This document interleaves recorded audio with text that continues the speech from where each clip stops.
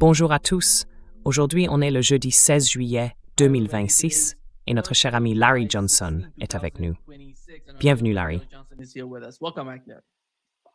Je suis de retour. Tu as choisi une belle combinaison de chemises aujourd'hui, solide. Bien joué. Oui, très belle d'ailleurs. Superbe nouvelle chemise. Un cadeau ton ami, John. Et je n'arrive pas à retrouver son adresse mail pour lui écrire un vrai mot de remerciement. Alors John, si tu regardes, merci. Oui, peut-être qu'il est dans le public en ce moment. C'est possible. Il regarde, oui? Larry, je vais commencer par les cibles parce qu'on avait la liste des cibles hier soir. Ce soir, on sait que les attaques ont lieu entre les deux camps. L'Iran attaque le Koweït et il y a eu une attaque sur un pont entre Shiraz et Bandar Abbas. Laisse-moi te montrer la carte. Hier soir, on avait entendu que tous les endroits que tu vois sur la carte, depuis l'est et l'ouest de l'Iran jusqu'au sud, tous ces systèmes de défense aérienne avaient été activés. Aucune explosion n'était signalée, sauf une à Ahvaz. C'était un hôpital. Près de l'hôpital pour enfants atteints de cancer, c'est bien ça.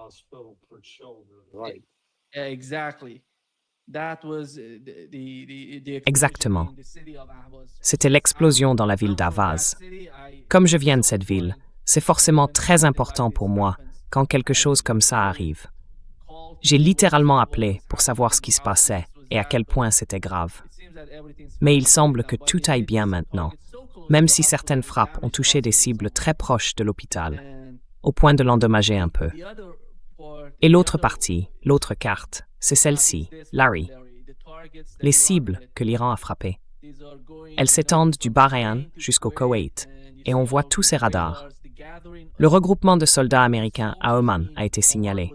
Aujourd'hui et hier, c'est un hôtel à Oman qui a été visé. Le sommet de l'hôtel a été touché. On disait que des soldats américains s'y trouvaient et que l'Iran avait frappé ce bâtiment. Donc voilà les cibles que l'Iran attaque. Et j'ai parlé avec Pepe aujourd'hui. Il m'a dit que dans les prochaines heures, ou peut-être dans les 2 jours à venir, quelque chose d'important pourrait se produire. Quelle est ton analyse de ça? Est-ce qu'on va assister à un grand événement, une guerre totale, ou quelque chose de ce genre?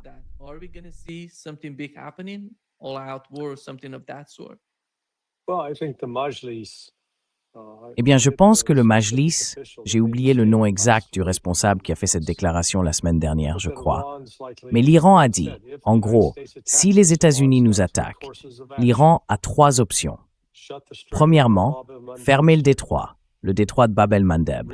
Deuxièmement, revoir et réévaluer sa politique nucléaire. Et troisièmement, se retirer du TNP. Alors, dire qu'on va s'asseoir pour réévaluer sa politique. Mais qu'est-ce qu'il y a à réévaluer? Soit on veut la bombe, soit on ne la veut pas. Pour l'instant, ils ne l'ont pas. Donc, moi j'interprète ça comme le signe qu'ils envisagent sérieusement de développer une arme nucléaire. C'est comme ça que je le comprends.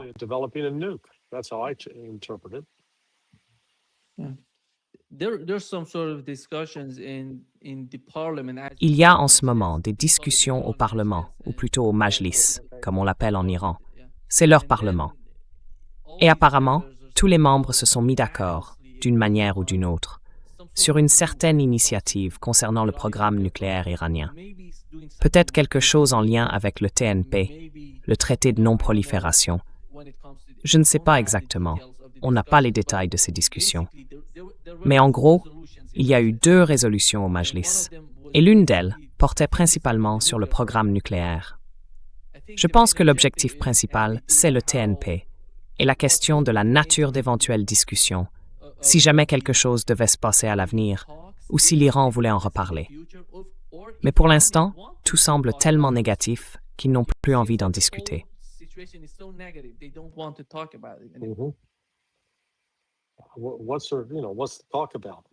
De quoi veut-on parler, franchement? Les États-Unis n'ont respecté aucune de leurs promesses prévues dans le protocole d'accord.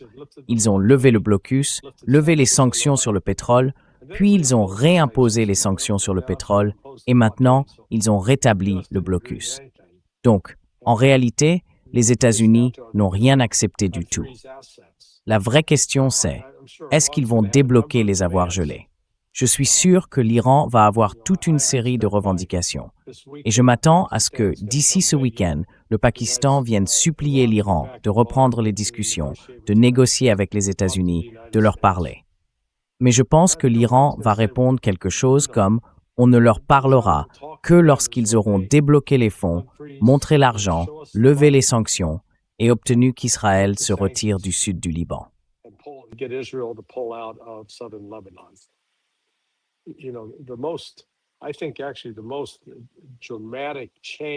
Je pense qu'en réalité, le changement le plus spectaculaire dans la situation tactique, ou disons plutôt stratégique, c'est que l'Iran utilise désormais le système Beidou.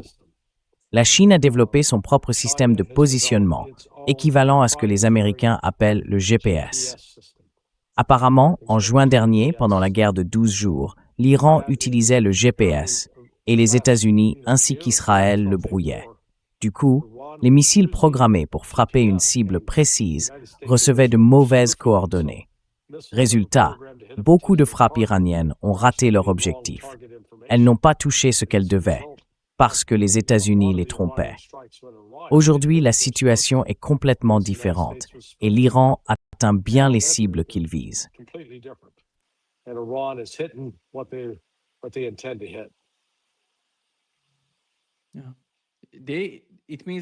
Ça veut dire qu'ils ont commencé à utiliser ce Beidou, ou peu importe comment ça s'appelle. Le nom, c'est bien Beidou, non? B-I-D-O-U? Oui, Beidou, je crois, oui. Je suppose que la Russie s'en sert aussi. Je ne sais pas si la Russie utilise ça ou si elle a son propre système. Mais ce qu'on sait, c'est qu'au moins en Iran, ils utilisent le système chinois.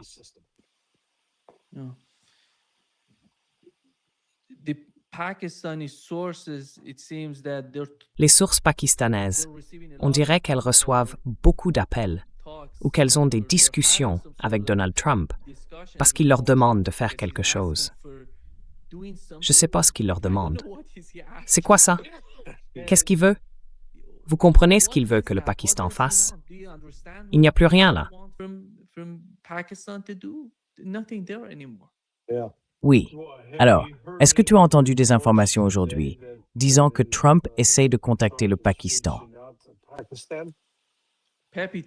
Pepe m'a dit aujourd'hui que le Pakistan reçoit plusieurs appels de Donald Trump et de son administration qui parlent, tu sais, de faire quelque chose avec l'Iran. D'accord. C'est ma seule source. Oui, il veut que l'Iran se rende, ou du moins que ça en ait l'air, pour que Trump puisse déclarer la victoire. Ça n'arrivera pas. Je pense que l'Iran a atteint sa limite de patience avec les États-Unis. Larry, est-ce que les pays du Golfe risquent tout dans cette guerre? Est-ce qu'ils sont vraiment prêts à tout risquer?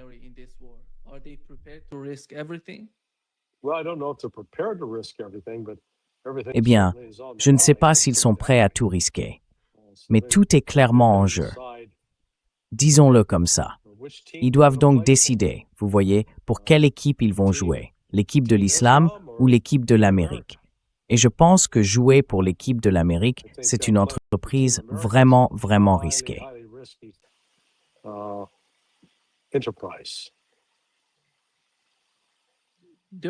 Est-ce que vous voyez de l'unité entre eux, ou bien vous percevez encore des divisions?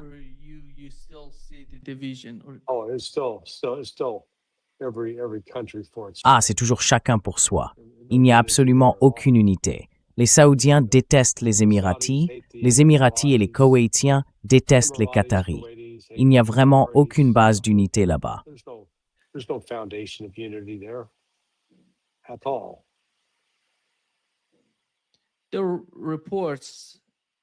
Les rapports d'hier et d'aujourd'hui disent que les pays du Golfe, comme l'Arabie saoudite par exemple, coopéreraient avec les États-Unis sur des cibles en Iran ou qu'ils voudraient participer davantage aux attaques. Aujourd'hui, on a même vu un rapport affirmant qu'un drone venu des Émirats arabes unis serait allé en Iran pour y faire quelque chose. Et puis les médias israéliens parlent du Qatar, qui voudrait, d'une manière ou d'une autre, prendre part aux attaques. Ensuite, le gouvernement qatari a réagi en disant « Non, c'est pas vrai. Tout ça est faux. Nous ne ferons rien contre l'Iran. » Alors, est-ce que c'est une forme de propagande israélienne? Ou bien il se passe vraiment quelque chose?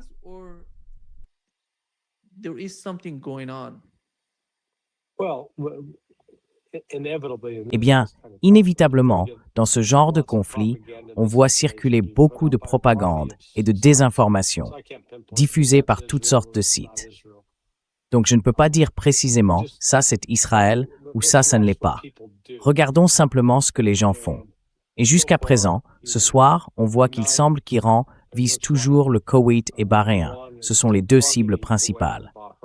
Mais je m'attends aussi à ce qu'il frappe de nouveau la Jordanie en visant ces deux bases aériennes.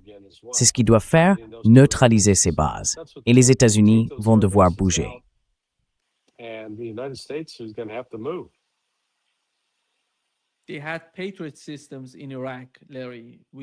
Ils avaient des systèmes patriotes en Irak, Larry, qui ont été touchés par des missiles iraniens. Et les images sont sorties aujourd'hui, on les voit clairement. Je me souviens, hier soir, on en a parlé. Je t'ai demandé si la base aérienne américaine en Irak était importante. Et tu m'as dit qu'ils avaient quelque chose là-bas. Eh bien voilà, c'est ce qui est sorti aujourd'hui. Oui, c'est bien l'emplacement de ces systèmes patriotes qui ont été frappés. Attends, laisse-moi regarder ça. Oui, c'est bien la zone qui a été touchée par les missiles iraniens.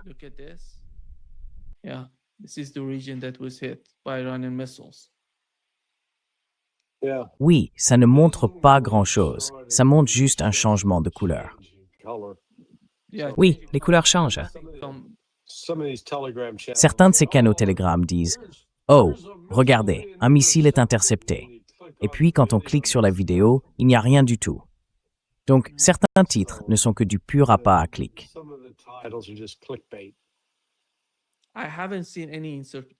Je n'ai vu aucune interception, aucune vidéo ces derniers jours, aucune vidéo montrant une interception par l'un de ces systèmes de défense aérienne. Je me demandais s'il y avait encore des systèmes Patriot dans les pays du Golfe ou s'ils ont encore les intercepteurs.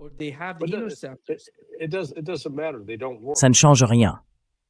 Ces systèmes ne fonctionnent pas, d'accord? Vous pouvez avoir des Patriot 3, mais ils ne servent à rien contre des missiles balistiques. Les États-Unis ont lancé aujourd'hui une nouvelle vague d'attaques à 14 heures heure de la côte Est, Larry. Votre heure, c'est bien 9 ou 9h30 du soir, heure d'Iran, n'est-ce pas?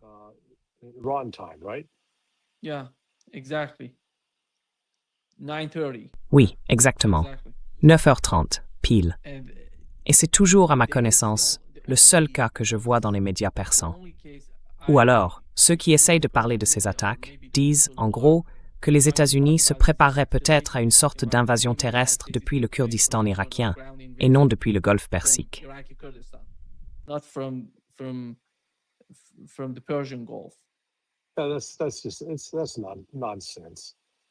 C'est n'importe quoi. Ces troupes, elles sont basées où, hein? Vous savez, l'Iran, la Russie, la Chine, quelqu'un va forcément réagir. Si vous avez une force d'invasion, on parle de combien d'hommes? Une centaine. Ce n'est pas une invasion, ça. C'est juste un raid. De la provocation. Rien du tout. Si vous voulez vraiment envahir, il faut plutôt parler de 500 000, voire 700 000 soldats. Les États-Unis n'en ont pas autant.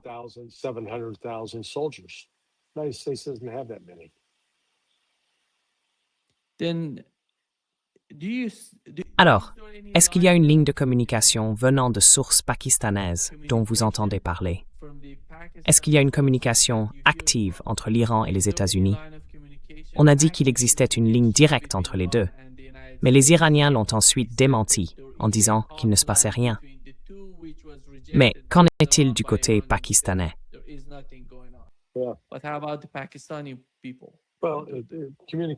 Eh bien, les communications passent par le Pakistan.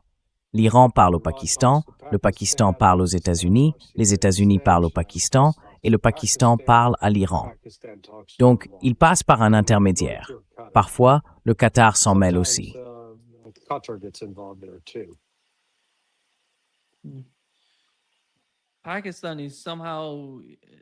Le Pakistan se trouve, d'une certaine façon, dans une position compliquée, parce qu'il a un traité ou une sorte d'alliance militaire avec l'Arabie saoudite. D'un autre côté, ils ont déclaré avoir des troupes sur le terrain en Arabie saoudite pour défendre le pays. Si quelque chose se produit entre le Yémen et l'Arabie saoudite, il semble, comme l'a rapporté Reuters, qu'ils se battront contre les Yéménites. Ma question, c'est quelle différence peuvent-ils vraiment apporter dans la bataille pour défendre l'Arabie saoudite si on part du principe qu'ils veulent effectivement la soutenir ou la protéger?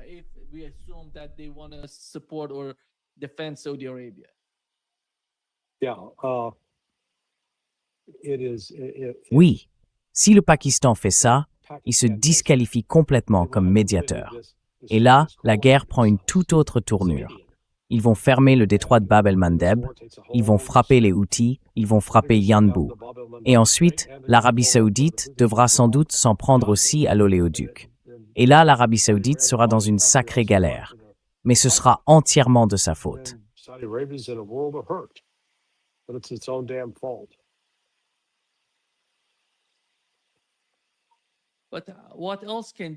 Mais que peuvent-ils faire d'autre pour l'Arabie saoudite? La dernière fois, les États-Unis, avec l'Arabie saoudite et les Émirats arabes unis, ont essayé de vaincre les Yéménites et ils n'y sont pas parvenus. Alors que peuvent-ils faire de plus pour favoriser l'Arabie saoudite? C'est ça ma question. Oui, négocier. C'est ce qu'ils pourraient faire, mais ils refusent de le faire. Oui, c'est ça le point essentiel. oui. Larry, la situation du Liban en ce moment est l'une des principales préoccupations. On sait que Donald Trump est en contact et discute, comme l'ont mentionné les grands médias, avec Benjamin Netanyahou et qu'il parle aussi avec le gouvernement libanais. Est-ce que tu vois une raison de penser qu'il pourrait se passer quelque chose entre les deux parties, le Liban et Israël?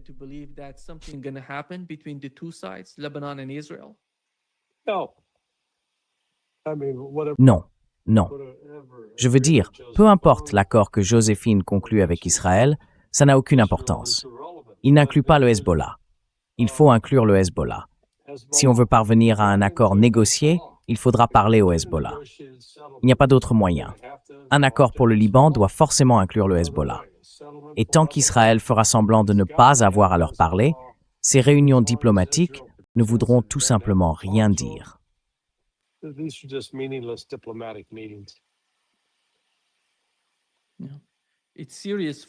Oui, c'est sérieux pour les Iraniens, parce qu'aujourd'hui, le conseiller militaire du guide suprême iranien a déclaré qu'ils avaient pris une décision importante en Iran. Si Israël agit contre le Hezbollah, contre le Liban, ils frapperont directement Damas.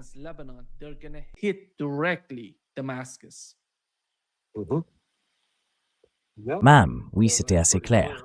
Et je ne vois pas Al-Sharaf vouloir envoyer ses hommes dans une nouvelle guerre contre le Hezbollah. Parce que, comme tu l'as dit, ça ferait entrer l'Iran dans le jeu.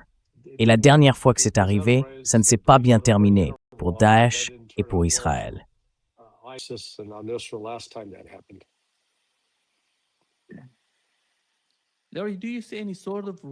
Larry, est-ce que tu vois un rôle pour la Turquie dans ce qui se passe en Afrique, dans le Sahel? Parce qu'il a envoyé une partie de ses forces de Syrie vers le Sahel, en Afrique. Je me demandais, quel est exactement le rôle de la Turquie dans tout ce désordre qui se passe en Afrique?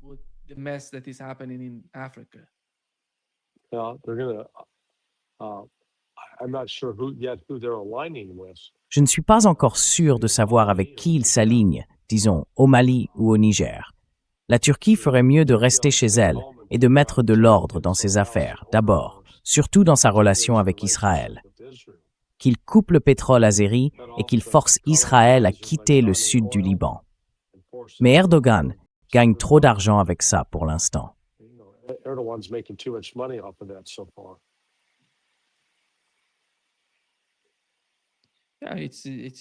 Oui, c'est un accord entre l'Azerbaïdjan et Israël, mais ils peuvent agir, eux. Erdogan, lui, ne fera rien. Je n'y crois pas. Non, c'est un beau parleur. Du vent, rien d'autre. Il menace d'agir, mais il fait jamais rien.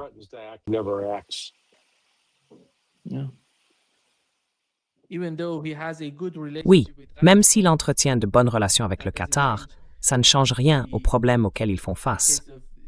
À mon avis, le seul pays de ce côté-là qui peut vraiment faire quelque chose vis-à-vis d'Israël, c'est la Turquie.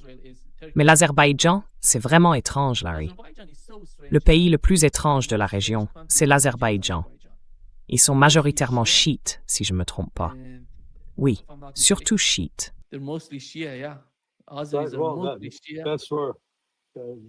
C'est de là que vient Khamenei. Je veux dire, il est azéri. Oui. Et en gros, ils font des choses qui vont complètement à l'encontre de tout le concept du chiisme. Eh bien, ils se sont vendus. Ils se sont vendus à l'Occident. Aliyev s'est vendu à l'Occident. Et vous savez, il va continuer à poser problème. Et je pense que la Russie a encore les moyens de le contrôler. Au pire, ils peuvent en arriver au point de bloquer sa capacité à fournir du pétrole. Ils n'ont qu'à détruire les champs pétrolifères.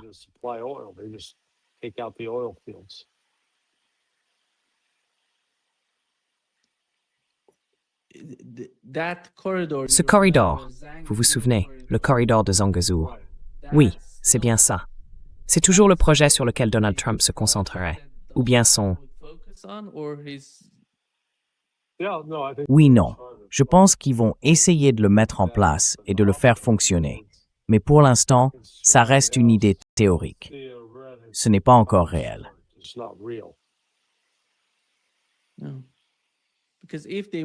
Non, parce que s'ils veulent faire quelque chose dans le nord de l'Iran ou dans le nord-ouest du pays, ce serait un de ces cas, vous voyez, en direction de l'Azerbaïdjan et de l'Arménie. Je ne connais pas la présence des États-Unis en Arménie. On sait qu'Israël a une présence assez importante en Azerbaïdjan. Et en Arménie, c'est pareil?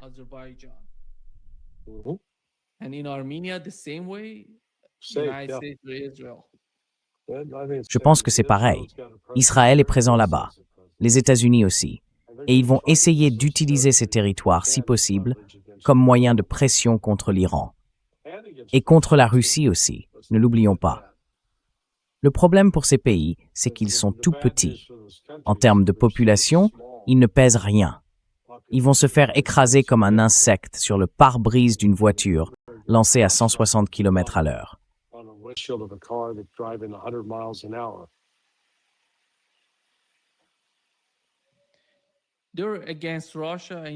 Ils sont contre la Russie et contre l'Ukraine. Je parle de l'Azerbaïdjan. Ils sont aussi contre l'Iran, en accueillant une sorte de base israélienne sur leur territoire. Et leur population, c'est quoi? 9, 10 millions de personnes, pas plus.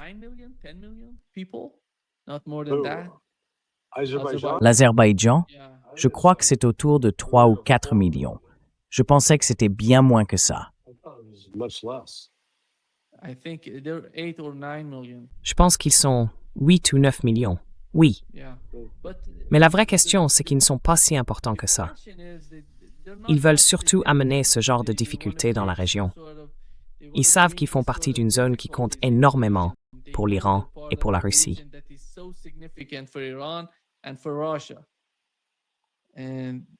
Oui, l'Azerbaïdjan compte environ 10 millions d'habitants.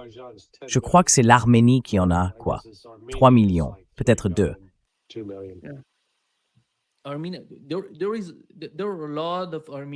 Il y a beaucoup d'Arméniens en Iran, Larry. Beaucoup. Et ils ne se présentent pas simplement comme Arméniens. On les appelle Iraniens arméniens. Ce qui est important dans la culture iranienne, chez les Iraniens, c'est que, peu importe qui ils sont, même les Juifs, on les appelle les Juifs iraniens.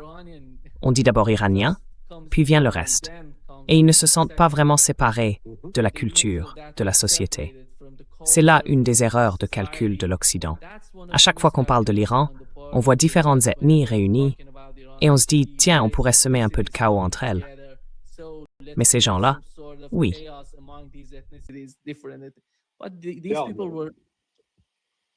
Oui, Ils vivent ensemble depuis tellement longtemps. oui, non. C'est la vieille stratégie du diviser pour régner. C'est la recette américaine pour les révolutions de couleur, que ce soit en Géorgie, en Arménie, en Azerbaïdjan ou au Kazakhstan. Les États-Unis ne cherchent pas à construire l'unité, ils cherchent à créer des divisions.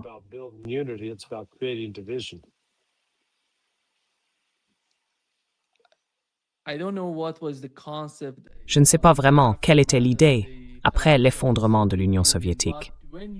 Mais quand on regarde tous ces pays, l'Azerbaïdjan, le Turkménistan, le Kazakhstan, le Kirghizistan, tous ces stans. D'ailleurs, tous ces noms viennent du persan. Je ne sais pas si vous le saviez. Non, ça ne se pas. Oui, ils appellent ça Stan, comme le Baloutchistan en Iran. Le nom du Pakistan, lui, vient du persan. Parce qu'autrefois, tout ça faisait partie d'une même région. Mais après l'effondrement de l'Union soviétique, d'une certaine façon, ça a exercé une pression et déstabilisé toute la zone. Quand on regarde la région aujourd'hui, on voit à quel point elle est divisée. Et ça crée une énorme opportunité pour les pays extérieurs qui veulent venir manipuler la région. C'est pour ça que, par exemple, l'Arménie et l'Azerbaïdjan faisaient partie de l'Iran.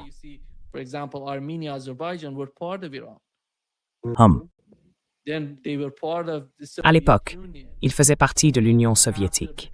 Puis, après son effondrement, ils s'en sont séparés. Ce sont des problèmes qui se sont formés sur une très longue période. C'est la même chose dans le Golfe Persique, Larry, le résultat de l'Empire britannique.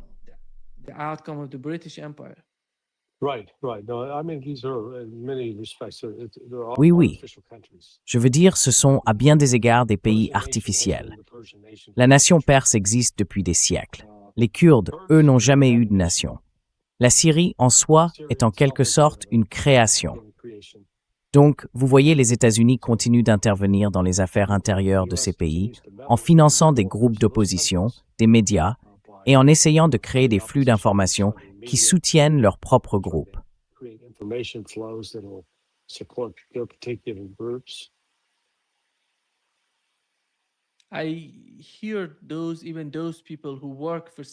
J'entends ça, même de la part de gens qui travaillent pour la CIA, des gens qui ont été impliqués dans la région.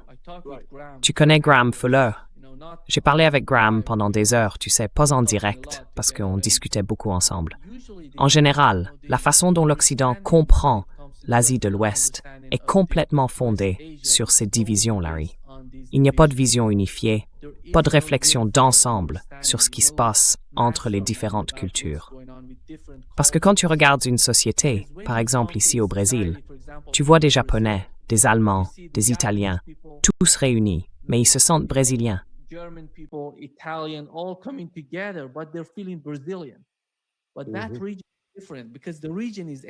Mais cette région est différente, parce que c'est une région ancienne.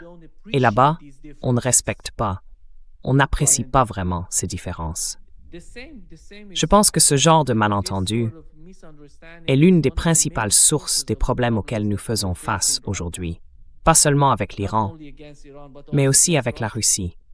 Parce qu'ils pensent qu'ils peuvent détacher certaines parties de la Russie en s'appuyant sur ces mouvements wahhabites ou salafistes qui trouvent un certain écho en Tchétchénie et au Pakistan. Et le même se produit.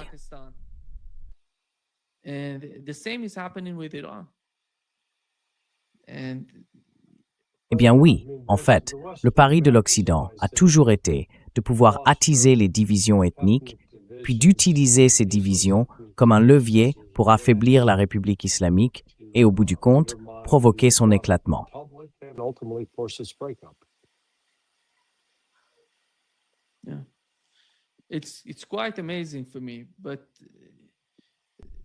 C'est assez incroyable pour moi. Mais quand je regarde la guerre en ce moment, j'ai l'impression que ces États arabes, d'une certaine façon, se disent « Bon, la guerre a lieu, continuons comme ça. Acceptons la politique américaine, voyons ce qui se passera. » Il n'y a pas de stratégie. Et je ne parle pas de Washington. Dans ces États, dans ces pays arabes, dans toute la région, je ne vois aucune stratégie. En Azerbaïdjan, par exemple, Larry, pour être honnête, je ne vois pas non plus de stratégie en Arménie.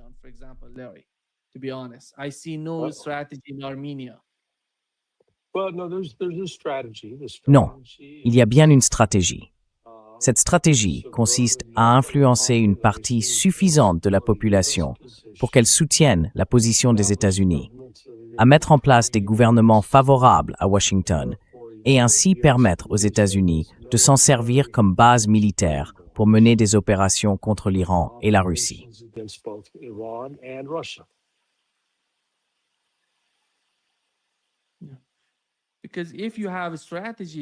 Parce que si vous avez une stratégie, le premier élément important, ce serait votre voisin.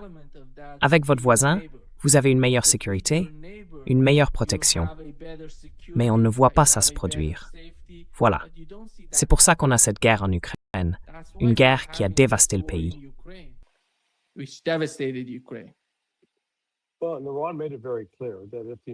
Eh bien, l'Iran a été très clair. Si les États-Unis mettent à exécution leur menace d'attaquer les usines de traitement de l'eau ou les centrales électriques, surtout les centrales électriques, alors l'Iran détruira celles d'Arabie Saoudite, du Qatar, de Bahreïn, du Koweït et des Émirats arabes unis. Et ces pays-là, sans climatisation, sont tout simplement invivables à cette période de l'année.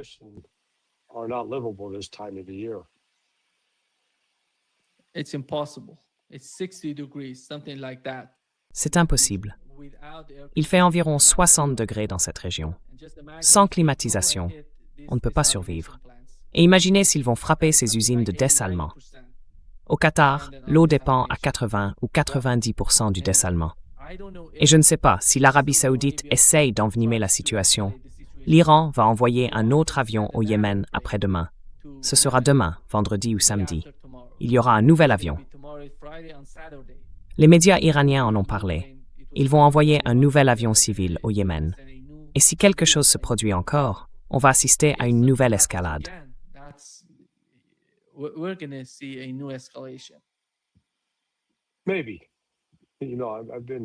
Peut-être. Vous savez, j'ai été un peu surpris. Je m'attendais à une escalade de la part de l'Arabie saoudite après la riposte de l'Iran ou celle des Houthis l'autre jour. Mais ça n'est pas arrivé. Je pense que ça ne s'est pas produit en partie parce que les Pakistanais ont réussi à raisonner les Saoudiens en leur disant quelque chose comme « Mais enfin, qu'est-ce que vous essayez de faire? Si votre stratégie, c'est d'exporter du pétrole, là-dessus attaquer le groupe même qui peut bloquer votre capacité à en exporter. » Ça n'a tout simplement pas de sens.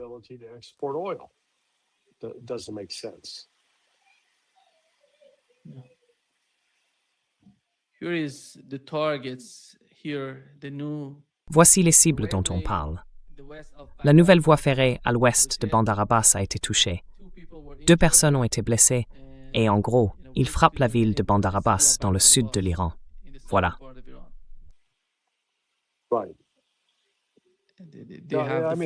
Remarquez qu'ils frappent seulement le long de la côte pour l'instant. Ils ne sont pas encore vraiment allés à l'intérieur des terres. En gros, ils utilisent des missiles de croire, Larry. C'est bien ça?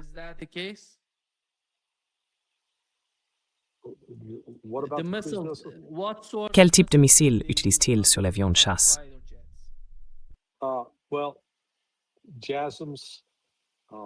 Eh bien, les JASSM, les Tomahawk, les ARM, il y en a peut-être un autre, je ne sais plus lequel. Mais vous savez, globalement, je ne pense pas que les États-Unis disposent d'un stock illimité de ces armes. Chaque fois qu'ils en utilisent, ils puisent dedans.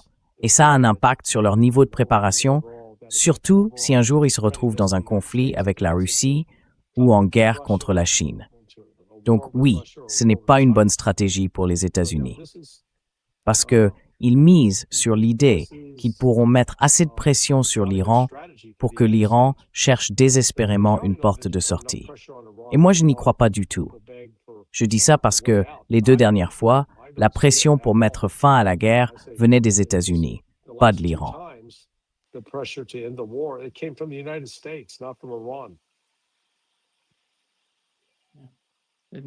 Laisse-moi te montrer. Voici le pont, Larry, celui qui a été touché.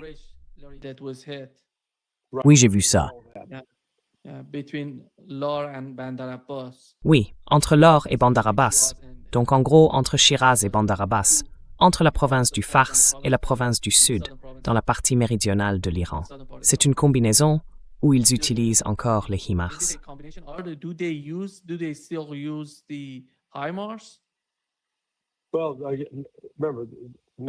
Eh bien, souvenez-vous, non. Réponse courte. Le HIMARS, le seul missile que le HIMARS peut tirer et qui peut atteindre aussi loin à l'intérieur de l'Iran, c'est le PRSM, le missile de frappe de précision. Et ils en ont que. Ils ont commencé avec, disons, 56 exemplaires. Vous voyez, ils en tirent environ 7 par jour. On est au 30e jour. Ils en ont tiré quoi? 35 jusqu'à présent peut-être. Bon, ils peuvent tenir encore 7 ou 8 jours tout au plus, selon le nombre qu'ils tirent chaque jour. Donc c'est limité dans les dégâts que ça peut causer, simplement par manque de volume.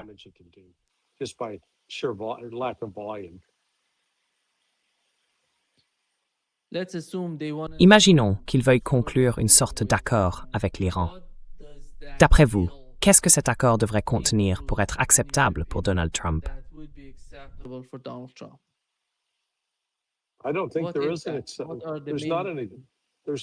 Je ne pense pas qu'il y en ait. Il n'y a pas d'accord acceptable pour Donald Trump. Je veux dire, l'Iran va exiger. Nous voulons la libération immédiate d'une partie des avoirs gelés, pas une promesse pour plus tard. Immédiate. Nous voulons la levée immédiate des sanctions. Nous voulons la levée immédiate du blocus. Trump pourrait en fait être obligé à terme de le faire parce que, eh bien, avec l'arrêt des exportations de pétrole venant du Golfe Persique, ils ont besoin de ce pétrole pour produire du diesel et du carburant d'aviation. Et il y a une pénurie mondiale de diesel et de carburant d'aviation. Je ne sais pas comment sont les prix au Brésil, s'ils ont augmenté ou baissé, mais j'imagine qu'ils ont augmenté pour le diesel. Il semble que la Russie ait réduit ses exportations de pétrole et surtout de diesel. Le diesel, c'est... Ils exportent du pétrole brut qu'ils envoient en Inde ou en Chine pour être raffiné, mais ils gardent leurs réserves de diesel. Et je pense que c'est surtout pour accentuer la pression sur le système américain à cause du manque de diesel.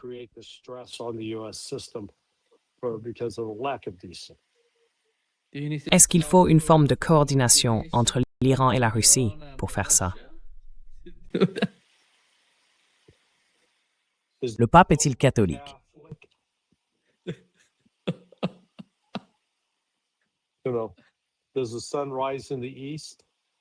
Le soleil se lève à l'est, non? Bien sûr qu'il y a une coordination entre les deux. Tout ça s'inscrit dans un contexte plus large. Les États-Unis voient l'Iran comme un moyen d'affaiblir les États-Unis eux-mêmes. Chaque missile américain tiré, c'est un missile de moins qui pourrait être utilisé contre la Russie ou la Chine. Donc la Russie et la Chine, à mon avis, y voient un avantage direct. Laisser les États-Unis s'épuiser tout seuls. Vous savez, Muhammad Ali avait inventé la stratégie du rope-a-dope. Il se collait aux cordes, se protégeait et laissait l'autre boxer, frapper encore et encore jusqu'à ce qu'il soit épuisé. Et ensuite, Ali le finissait. Eh bien, je pense que c'est exactement la stratégie que suit l'Iran en ce moment. Les États-Unis peuvent frapper toutes sortes de cibles. Oui, ça cause des dégâts. Oui, ça tue des gens. Mais sur le plan stratégique, ça n'affaiblit pas l'Iran. C'est ça, le point essentiel.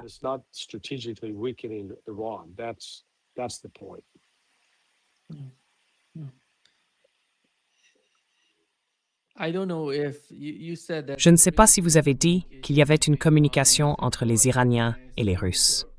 J'imagine qu'il y en a beaucoup, mais je ne sais pas si les dirigeants de ces deux pays en sont arrivés au point où il n'y a plus moyen de parler avec les États-Unis, ni de conclure un accord avec eux.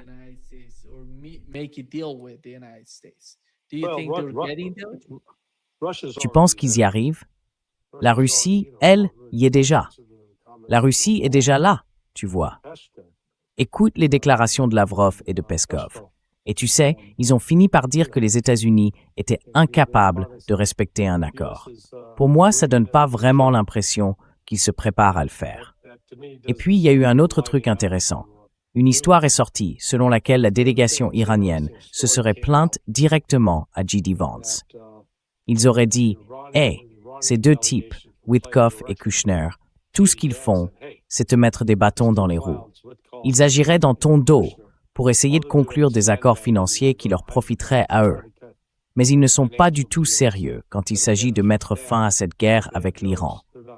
Et apparemment, ils sont en contact régulier avec Bibi Netanyahou. Donc, tu vois, je pense que l'Iran en arrive à la conclusion qu'il n'y a tout simplement aucun accord possible avec les États-Unis.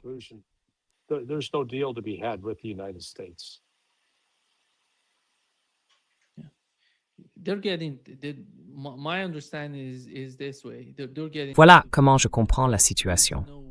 Ils en arrivent à un point où il n'y a plus moyen de négocier.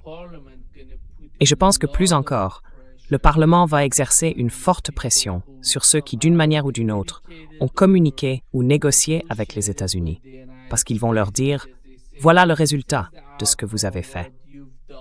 À l'époque, le Parlement n'était pas ouvert, il était fermé à cause de la guerre.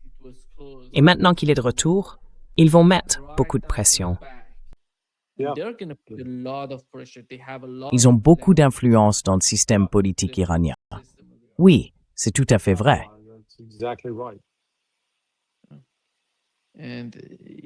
Et en même temps, on voit Donald Trump dire que c'est une sorte de campagne pour bombarder l'Iran, en pensant que ça va adoucir la position de l'Iran.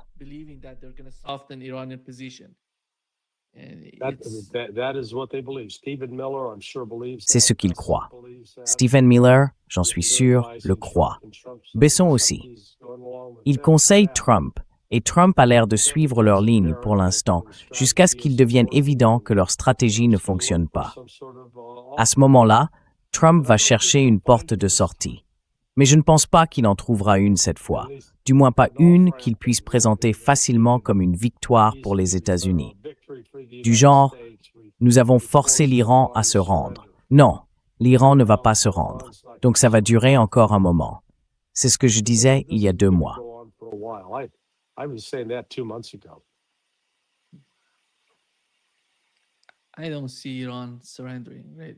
Je ne vois pas l'Iran se rendre. Larry, psychologiquement, la situation de l'Iran aujourd'hui est totalement différente d'avant. Tu sais, par rapport à ce qu'elle était avant le début de la guerre, avant le 28 février.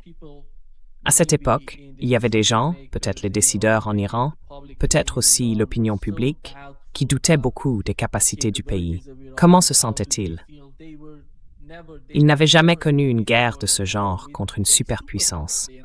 Les États-Unis sont une superpuissance, Larry. Ils se disaient, si on nous attaque, quelle sera notre réponse? Et comment pourrions-nous nous opposer à eux? Aujourd'hui, ils sont psychologiquement beaucoup plus préparés. Ils savent à quoi s'en tenir. Ils savent qu'ils doivent se battre, qu'ils n'ont pas d'autre choix. C'est la compréhension qu'ont les Iraniens de la situation. Je ne sais pas si cette réalité est perçue de la même façon à Washington.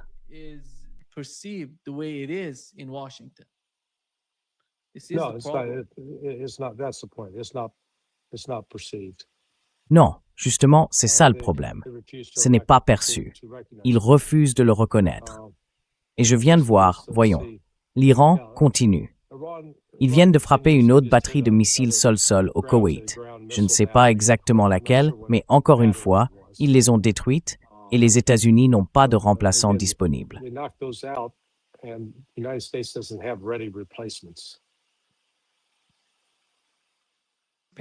Les systèmes Patriot ne sont pas si simples à fabriquer. Oui, Larry, ils n'en ont plus. Ils ne peuvent pas. Il faut du temps pour fabriquer les lanceurs. C'est la première chose. Mais la production de missiles ne suit pas la demande. Et les États-Unis ont promis des systèmes à plusieurs pays, mais ils n'en produisent que 6 à 700 par an. Et tu sais, quand on regarde le rythme d'utilisation, on en a déjà parlé, il faut tirer au moins 2 missiles Patriot sur chaque cible entrante. Franchement, on l'a vu au Koweït. Même s'ils avaient eu des Patriots, ça n'aurait servi à rien. Ils n'ont même pas réussi à abattre des drones.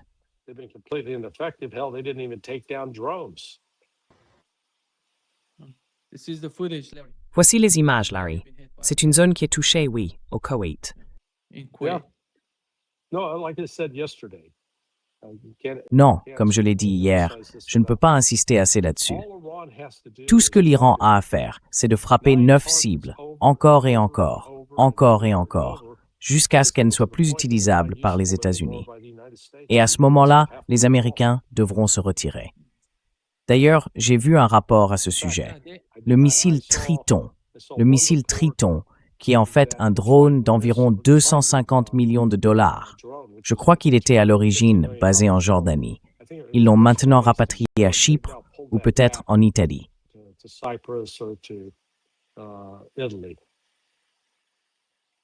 Oui, Parce qu'ils ne peuvent pas le protéger, ni en Jordanie, ni nulle part ailleurs dans le Golfe. alors à quoi ça sert si tu veux? Voilà, c'est ça le point.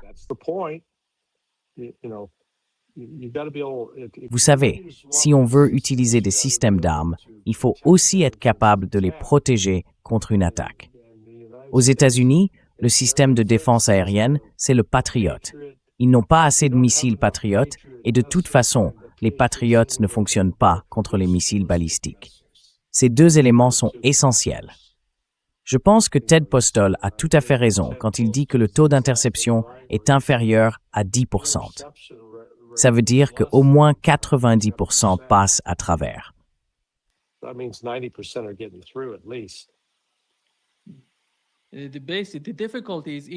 En gros, le problème, ce sont les intercepteurs. Ils n'en ont pas, donc tout le système va se retrouver à découvert, sans aucune protection. Du coup, ils vont frapper le système de défense aérienne qui ne fonctionne pas.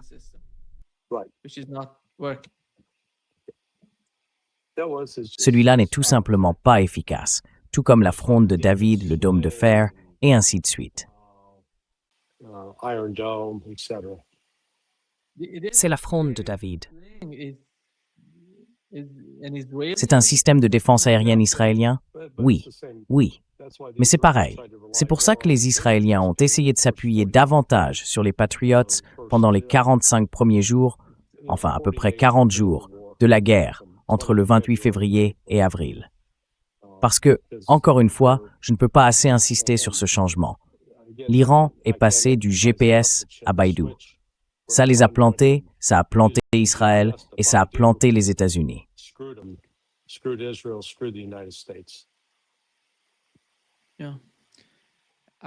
Oui, je suppose qu'ils vont aussi faire quelque chose à propos d'Internet.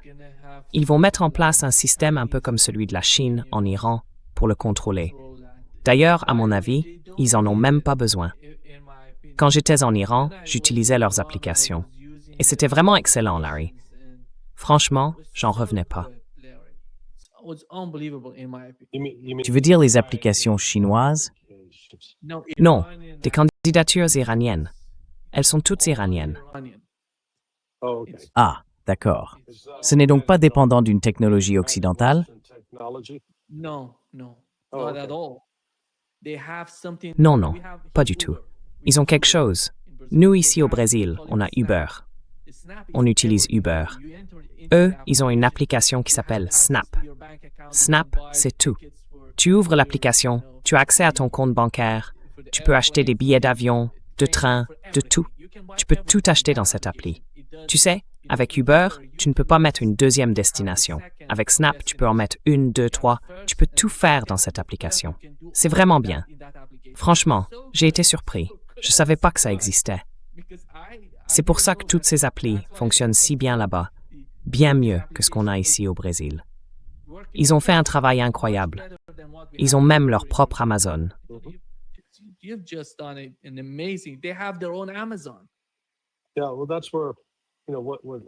Oui, eh bien, C'est là que, tu sais ce qui se passe, c'est que quand les États-Unis commencent à agir contre ces systèmes, on part souvent du principe que, l'autre camp ne pourra pas trouver d'alternative. Mais en réalité, ça les pousse justement à en créer une. Surtout quand on a, comme en Iran, une population très instruite, des ingénieurs comme toi ou des gens avec une solide formation scientifique. Et tu sais, ce ne sont pas des systèmes très compliqués à reproduire ou à remplacer.